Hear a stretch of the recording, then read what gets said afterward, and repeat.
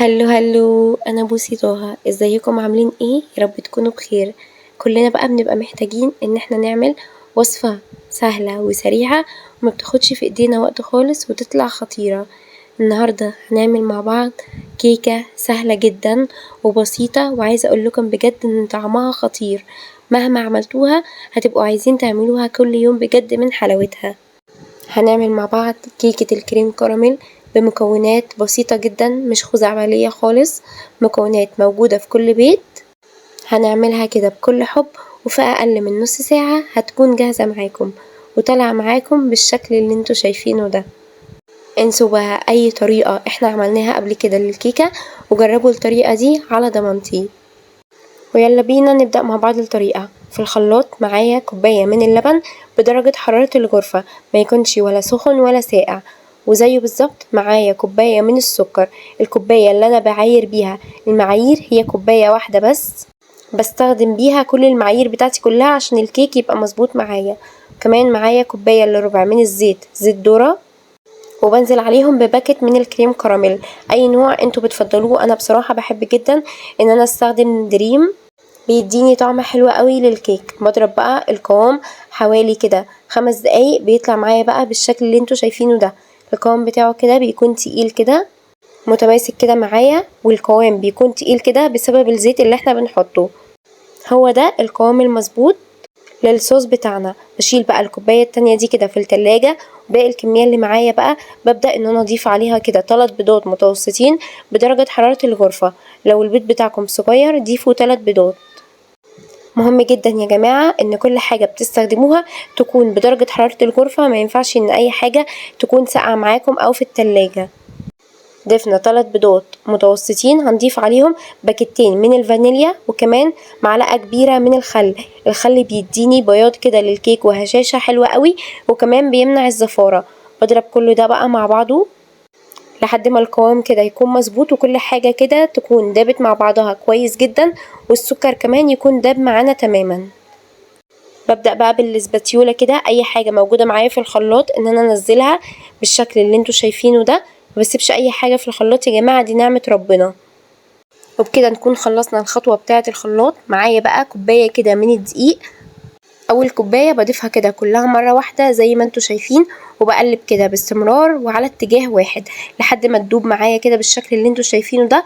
بضيف عليها كيس من الكيك شيف كامل بالشكل اللي انتوا شايفينه ده، بضيفه كده كله على الخليط.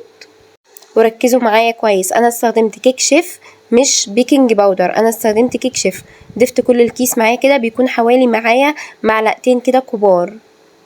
بقلب بقى كده كويس جدا على اتجاه واحد زي ما انتوا شايفين لحد ما اول كوباية من الدقيق تختفي معايا تماما. انا في الوصفة دي بستخدم كوبايتين دقيق الا معلقتين كبار. اول كوباية معايا اختفت تماما، ببدأ بقى ان انا اضيف تاني كوباية كده معايا، واحدة واحدة بقى كده بالتدريج، وبقلب فيها كده على اتجاه واحد زي ما انتوا شايفين. عايزة اقول لكم ان ممكن نوع الدقيق بتاعكم يكون مختلف على حسب نوعية الدقيق اللي انتوا بتستخدموها. يعني ممكن تاخد معاكم كوبايتين بالظبط. انا نوع الدقيق اللي انا بستخدمه بياخد معايا كوبايتين الا معلقتين كبار. طيب لو حطيتوا الكوبايتين كاملين وحسيتوا ان القوام بتاعكم تقيل، ضيفوا معلقتين كبار من اللبن، مفيش اي مشكلة لحد ما توصلوا للقوام المظبوط. واهم خطوة مهمة جدا زي ما قلت لكم، ان انتوا تقلبوا فيها كده على اتجاه واحد، علشان خاطر ده سر من اسرار نجاح الكيك معاكم بالشكل اللي انتوا شايفينه ده.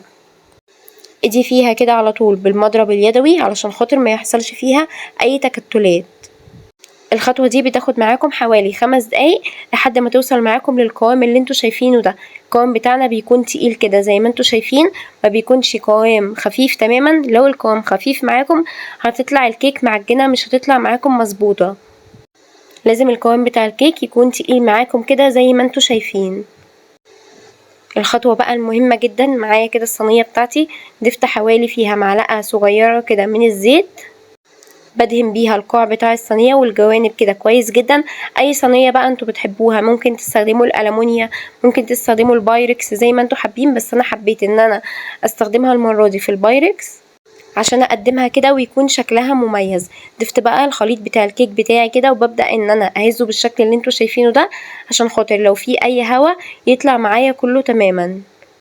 بكون مسخنة الفرن بقى على درجة حرارة 180 من قبلها ب10 دقايق، وبدخلها الفرن وبظبط المنبه على 40 دقيقة، وببص عليها بتطلع معايا بقى مستوية بالشكل الخطير اللي انتوا شايفينه ده. ما ينفعش ابدا ان انتوا تفتحوا الفرن على الكيك قبل 30 دقيقة. من بعد 30 دقيقة تقدروا ان انتوا تفتحوا الفرن. اول ما بتطلع بقى بحط فيها الخله كده عشان اتاكد ان هي استوت معايا تماما. لو طلعت معاكم نضيفه يبقى كده استوت، لو طلعت فيها اي حاجه بسيبها حوالي كمان 5 دقايق كده لحد ما تستوي معايا سوا كامل. وبالخله بقى ببدا ان انا اعمل فتحات كده في الكيك بالشكل اللي انتوا شايفينه ده، بفرغها كده كلها بالكامل. ومعايا بقى كوبايه كده كبيره من اللبن، واللبن ده ممكن تسقعوه حاجة بسيطة، يعني ما يكونش بدرجة حرارة الغرفة، ممكن تسقعوه شوية بس ما يكونش ساقع قوي، علشان خاطر اللبن ما يكونش ساقع والكيك تكون سخنة والكيك تهبط معاكم. لا، هو بيكون ساقع بس حاجة بسيطة كده خالص. عايزه اقول لكم بجد، اول بقى ما بتسقوا الكيك كده باللبن اوريدي اصلا الكيكه بتكون هشه معاكم جدا وطريه. تخيلوا بقى ان انتوا كمان بتسقوها باللبن كده، عايزه اقول لكم بجد بتكون طريه جدا جدا جدا وحاجه كده فوق الخيال. الصوص بقى اللي احنا حطيناه في التلاجة بطلعه بقى بالشكل اللي انتوا شايفينه ده، وببدا ان انا افرده كده بالراحه. ودي ميزه بقى يا جماعه ان الصوص معاكم يكون تقيل، بيبقى ثابت معاكم كده على الكيكه ومش بيغلبكم ابدا كده وانتوا بتحطوه. بفرد بقى كل كمية الصوص اللي معايا كده زي ما انتوا شايفين بالشكل ده، علشان خاطر اخلي كده كل الكيك عليها صوص كده وطعمها كلها يكون حلو. وبالكراميل بقى ببدأ ان انا ازين كده على الوش زي ما انتوا شايفين بخطوط مطولة كده بالشكل ده لحد ما اوصل معايا للاخر.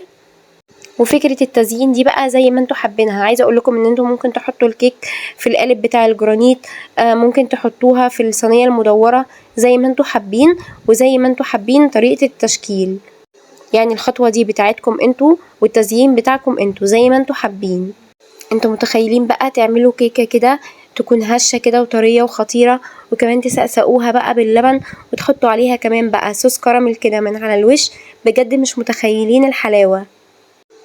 بالخله بقى بتاعت شيش الطاووق ببدأ ان انا اعمل كده بقى حركات رايح جاي بالشكل اللي انتوا شايفينه ده على شكل سمبوكسات كده، وبحاول ان انا اظبط ايدي كده على حد ما اقدر. كل ما تضيقوا كده الخطوط بتاعتكم كل ما يكون شكلها احلى بكتير. حبوا الحاجة يا جماعة كده واعملوها بجد بكل حب، هتطلع معاكم كده خطيرة. كل اللي هيجربها انا متأكدة ان هو هيدعيلي بعد النتيجة دي، ومتأكدة كمان ان انتوا مش هتبطلوا تعملوها كل يومين على الاقل من حلاوتها. ده بيكون شكلها كده النهائي. دخلوها بقى التلاجة لمدة ساعة كده على الاقل علشان خاطر تمسك نفسها كده وتكون ساقعة. ممكن كمان تاكلوها وهي دافية كده زي ما انتوا حابين، بس انا بصراحة بحب ان انا ادخلها التلاجة لمدة ساعة كده تسقع شوية، وبعد كده بقى بطلعها واقطعها. بيكون بقى شكلها خطير بالشكل اللي انتوا شايفينه ده. اول ما هتاخدوا كده بجد اول حتة منها هتكونوا عايزين تاخدوا التانية كده على طول. انا عايزة اقول لكم بجد ان انا بصور وباكل على طول من حلاوتها. جربوا بقى الطريقة دي للكيك وانا متأكدة ان انتوا مش هتبطلوا تعملوها ابدا من حلاوتها. لو انتوا اول مرة تشوفوني ما تنسوش تعملوا لي اشتراك للقناة وتفعلوا زر الجرس علشان خاطر يوصل لكم كل وصفاتي. وما تنسوش دايما ان مع بوسي طه دايما حلاوتها في تتبيلتها. انتظروني ان شاء الله في فيديو جديد ووصفة جديدة.